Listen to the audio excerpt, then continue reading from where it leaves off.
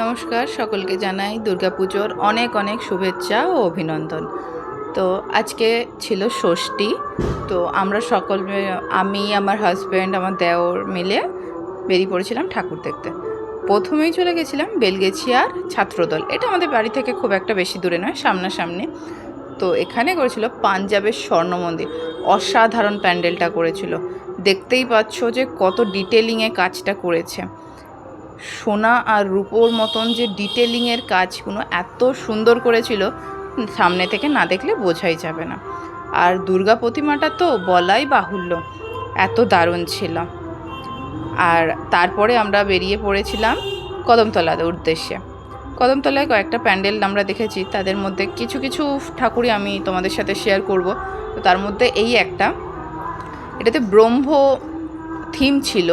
তো যত রকমের আমাদের হাতের হস্তশিল্পের জিনিস আছে, তারপরে আমাদের বাউল ফোক মিউজিক, যেটা ঠিক আছে, এখানে লাইভ ফোক মিউজিক হচ্ছিল। আর এখানে দেখতেই পাচ্ছ তোমরা যে একতারা দিয়ে পুরো প্যান্ডেলটাকে সাজিয়ে তুলেছিল। আর এর সাথে সাথে প্রতিমার কথা আর কী বা বলবো, প্রতিমা তো অসাধারণ ছিল। আর পুরো প্যান্ডেলটা এরকম হাতের কাজে ভরা ছিল। আমার তো এখানের কাজ ডিটেলিংয়ের এত সুন্দর লেগেছে যে জাস্ট ফাটাফাটি। এখানে দেখো হাতের কাজে কি সুন্দর করেছে। এরপরে আমরা কদমতলারই আরেকটা প্যান্ডেলে চলে গেছিলাম, যেইটা তো আরেক সুন্দর।